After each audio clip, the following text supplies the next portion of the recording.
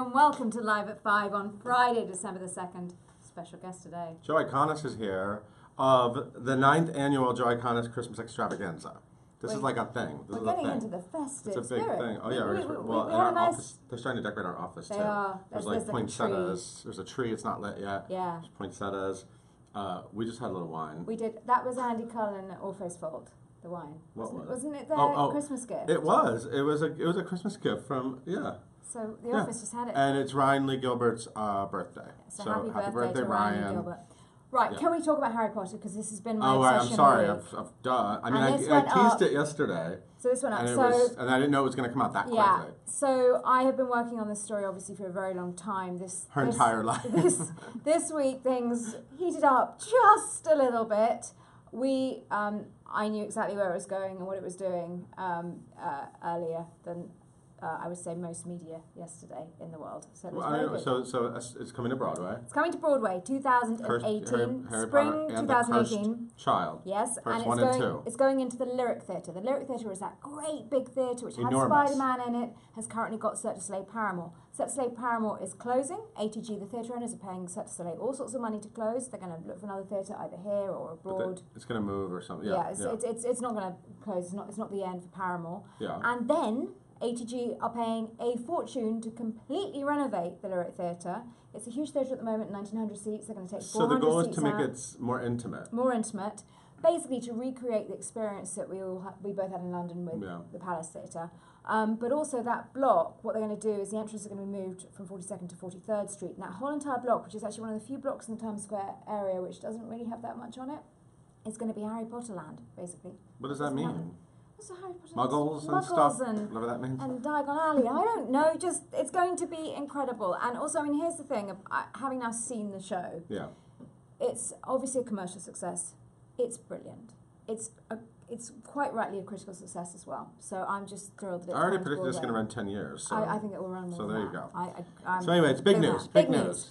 Okay, Bronx Tale opened last night. Bronx Tale. Yeah, it opened. Yeah, it's here. We've got coverage, we've got photos up. A lot. I think Matt Rodin's video will be up shortly. Yes, Matt Rodin did a fun video with the stars. Yeah. There's a lot of Bronx. A lot of guys showed up to that opening. All the guys. It's a guy show. Yeah, they all came out. Yeah, it's all good. Okay, Dear Evan Hansen, we've got B-roll up. We had an exclusive on I saw the show last night, and I loved it. You loved it. I really, I'm a big fan of the score now on second hearing. Oh, really? Because I'm going tomorrow for my second hearing. I went off Broadway, and I'm going on Broadway tomorrow. Yeah, Patrick and Paul, and of course today a lot of music came out today. Yeah. So the window song was waving through the window. Caitlin's like, why don't you know the exact... Why don't you know Sorry. everything? I could sing the Please don't. Anyway, I won't, but I just did. But also the Hairspray Live album came out. Live album came out. Carmen Cusack's 54 Below album came out. Annalie Ashford's sort of... Annalie Ashford has a song. Yeah. Came out. Yeah. And of course the Hamilton mixtape. Yeah, and right, and that. Which we need to talk about. So the Hamilton mixtape... And we have a video of that just went up. Yeah. Beth interviewed all the stars. That video went up, and also our culturalist this weekend is for you to pick your favourite. Rank your favourite tracks. Yeah. Do it. Did you do it yet? I haven't listened to the whole thing yet. I've been a bit busy. There's a lot of news. Harry Potter's coming. Should we just get through the news now? The rest of the news is not Harry Potter. All right. Okay, Norbert Leo Butts is coming back to the stage. What's he doing? He's going to be at the New Group, which is where Sutton Foster currently is right now. Yes. Butts will join the previously announced... Sasha Mamet. Thank you. And Maura Tierney, who's from the Affair, in the final show of the New Group's 2016-2017 season. World premiere for Hamish Linklater's The Whirligig. Who a lot of people know as an actor. So there you go. That's in May. So wait, Butts and Mamet together at last. Yeah, okay. And Abigail Breslin, who was of course Oscar nominated for the Sunshine? No, exactly. That thing. She's also in Scream Queens. She's going to appear in All the Fine Boys alongside Joe Tippett, who's a former Broadway.com Fresh Face, and various others. And that's from Valentine's Day. Cool. So that's exciting. Okay, White Rabbit, Red Rabbit. Thanks. Now, I was waiting for you to do this show, but it's closing. I know, I mean, clearly, this is the show where people, somebody shows up, they hand them the script, they go on stage. And they've had amazing people do it. Nathan Lane, I mean, Ramin, Alex Brightman, and loads of people. Anyway, that's going to close on December the 16th. We don't yet know who's going to be closing the show. So they don't know who the final one is? No. Oh, okay. So maybe it's Joe Iconis. Has to be announced. Maybe. Okay, Annette O'Toole joins the off-Broadway cast of Tracy Letts' Man from Nebraska, starring Reed Birney. That's from January the 26th. Cool. Dasha Palenko. Yeah, talking about her? Yes. Oh, I'm sorry, am I cutting ahead? Off-Broadway play. She's on Orange is the New Black. She's really great. Daya, yeah, thank you. I think the one who had the baby in prison. That's not a spoiler. That was a long time ago. It's all fine. Yeah. Okay, odds and ends today. Gypsy of the Year. All the lineup got announced. Christian Ball. All that. Everyone. Okay. Susan Egan has been enlisted for Laura Osnes' Princess Party. Now she was Belle in Beauty and the Beast on Broadway. She's OG. Yeah. Old school. So Benjamin Walker. This is really fun. Okay. So Benjamin Walker's had a baby with his wife, which is great. But it did mean that in Odds and Ends today, I got to Google all those amazing American Psycho clips that we just adored, and I just went back in time to our happy place. Why does him having a baby mean you had to watch? Because I was linking out to all these sort of clips. Oh, okay. In my little paragraph. But I spent hours on my little paragraph because I then went on a YouTube spiral. I'm so sad that show is still not open. We were talking about American Psycho yesterday, weren't we? I'm so sad that show is still not open. I mean, it's been a while. I know. I miss it. Well, I've been thinking about it because I'm watching The Queen, The Crown, The Prince, The Crown. The Crown. And what's his name? Matt Smith. Yes. Who plays the husband. Yes. He was the star in American Psycho in London. So I've been thinking about American Psycho too. He's the one on the album. Yeah. Bette Midler. So she's going to be on the Today Show on Sunday. We have a little teaser video of what she has to say. She's focused. I mean, I've been hearing, that she's incredibly focused about this project, but she is focused when you watch that video. Okay. What does that mean? She's intense? She's doing it. Just, tunnel vision there. Lessons, I think, will be up shortly. Hot Shot Gallery is already up. And the Wicked vlog. Yeah. That went up late yesterday. And we also have, wait, what? The Wicked vlog went up late yesterday. Yeah, that went up. And we also have, we just put up clips of Jeremy Hansen. I said that earlier. Oh, I'm sorry. And it opened Sunday. Did you say that? No. All right, well, we were done. Bye. Must be the wine. Everybody, please welcome Joe Iconis. Yay. Hi. How you doing? Oh, I'm well. This is this is an exciting time of year. Every November, you're probably like, I got to ramp up. It's time to do this. For sure. Time to do this again. Yeah. I mean, Christmas comes every year for everyone, I guess. It does. Christmas is not just my own, but I do feel I get very specific, pangs like, oh man, it's coming. I got to get ready. So you are a very talented songwriter. Hey, thanks. You have created this thing, this happening. You've done a lot of. You do shows all the time. Sure. And you always gather really great talents and sort of like a lot of new faces. I don't really know, maybe up and coming people, right? You get a lot of them in the room. Yeah. And you have a lot of fun, don't you? I do. So why did the Christmas show idea come about, and why Christmas? Yeah. Why Christmas? Yeah, why not? I mean, why is this the time? You're not the first person to ask that question, I feel like. Just in the world. Why Christmas? I've always loved Christmas, and not in like a particularly religious way. Okay. Although that's great if that's your thing. Yeah. I love the idea of Christmas. Like I love Christmas music. I love Christmas specials. The Pee-wee's Playhouse Christmas special was a huge influence on me growing up, and then also as an adult man. And so I've just always loved the idea of Christmas, and I always had this dream of doing my own Christmas special. Okay. So that's basically what it is. Yeah, pretty much. Yeah. Once I started doing concerts, then I was like, I gotta do a Christmas version of this. Right. And so that was 9 years ago, and now this is our 9th annual. So do you write new material for every new show? I do. Every year? Yeah. I do, yeah. There must become classics by this time, and you have your own Christmas classics. We do have our own Christmas classics. There are characters that are specific to the Christmas show, and then there's characters that we all know and love, like Santa Claus and the Sweet Baby Jesus, the Virgin Mary. They're all in there. All in there. They're all in there. Actually, can I just read? I love the description on the 54 Below. This is at 54 Below, did I say that? Feinstein / 54 Below. It's December 9th and 10th, next Friday and Saturday, 7 and 11. I'm sure the Saturday at 11 is probably a lot of fun. Oh, it's great. Yeah, that's when it like ramps up the final. Yeah. Yeah. But I love this. Featuring brand new holiday. So did you write this copy? I sure did. Okay. Yeah. You're a good self-promoter, yeah, you're good at marketing. You and yeah. Madonna are really good at marketing yourself. Featuring brand new holiday songs, old favorites, she used to be. A huge cast of musical theater all-stars, tiny elves. This actually reminds me of like a Stefan monologue. Saturday Night Live. Yeah, very much so.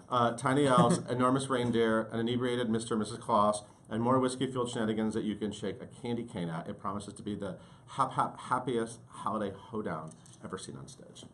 I mean, that basically, how could you turn that down? How could you? I mean, that's obvious. Yeah, I want to go. So, and on top of all of this, there's a certain lady named Annie Golden who's involved, Annie Golden is like one of my favorite people ever. When did she come into your world? Annie Golden came into my world many years ago. I wrote this musical called The Black Suits, which was a high school garage band rock musical. Totally. And there was this character in it who, in my fantasy, I always dreamed of Annie Golden playing this character. Okay. You know, she's sort of this rock and roller of a certain age.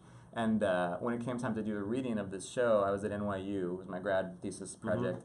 The casting people there were like, oh, well, like, who's your dream person? And then we'll try to get an actor sort of like that. And I was like, well, Annie Golden's my dream person. And they're like, well, we know Annie Golden, so we could ask her if you want. I was so terrified. And I was like, I guess we can ask her. And she said yes. And we've been friends ever since. So you worked with her? Yeah, I worked with her, and she's done so much of my stuff. We did a show at Barrington Stage Company this summer called Broadway Bounty Hunter. That's like a love letter to the many talents of Annie Golden. We're going to see that in New York? Hopefully, yeah. And doesn't Annie Golden play Annie Golden? She plays that's what it said in the original notes I read. Yeah, she plays a fictionalized version of herself. She plays, but it's in an alternate reality where she's not nearly as successful as she is in real life. Okay. And so she's like a down-on-her-luck actress. Through a series of events, she gets wrapped up in the world of bounty hunting. And it's a kick-ass action musical starring Annie Golden as a bounty hunter, told in the style of blaxploitation films of the 70s. That is amazing. Yeah, I think so. What is going on in your head? Like, how do you merge all these? Do you just have all kinds of crazy thoughts all the time? I do. Yeah. There's sort of thoughts that are, kind of spinning around, and then they congeal. Like, I wanted to write something in the blaxploitation world. I wanted to write a proper vehicle for Annie Golden. And then those two things just came together. And then, luckily people seem to enjoy the stuff that's coming out of my brain. So. For the kids that maybe don't know Annie Golden as well as they should, what is like your go-to Annie Golden, like if you want to like hear her sing, or like what's your go-to role? I mean, she was in the Hair movie, I remember. She was in the Hair movie. She's on the Full Monty album, which I love. Genie. She's done so much. I'm giving mine. It's rude of you, but it's cool. I think Squeaky Fromme in Assassins. She's the original Squeaky Fromme, Unworthy of Your Love. Unworthy of Your I think that's like the iconic Annie performance for me, where it's the acting's amazing, it's kind of cool, it's like Rocky with musical theater. That's my number one. But there, Jennifer Ashley Tepper just said Annie Golden story time. Yeah, we just did that. Yeah. Hi, how you doing? Hey, Tepper. So, and then Anthony Taylor, who I know, hi Anthony, he said, ain't no party like a Joe Iconis and the Family Party, because it's a Joe Iconis and the Family Party has snow, y'all. Yeah. Is that true? Sure do. Yeah? Yeah. Sort of spoiler alert, but seems like the kind of thing. Spoiler. Yeah. There is an indoor snowstorm during our Christmas show. It's very much a part of the show to me. It's overwhelming. It's the kind of thing where if you go see the show, you'll be picking snow out of places for months and months and months. So if you go to the 7 o'clock show, is it cleaned up for the 10 o'clock show? Yes. Sure it is, because that would be probably breaking some sort of health code to not clean the snow in between. Is Jennifer Tepper with a dust buster at the end of the night cleaning the room? That's literally what it is. Like, we actually have this thing called Snow Patrol that our amazing stage manager Sarah Barnes puts together, and like everyone who's in the show just sort of agrees to clean it up, including like Annie Golden. Like you will literally see Annie Golden on her hands and knees with a dustbuster. So, but you have a lot of other people too. I mean, like how many? It's a cast of dozens. It's a cast of, we have in the 50s. I think we're almost at 60 this year. Where do they all wait? Like it's not that big of a room. We just shove them in, man. You just shove.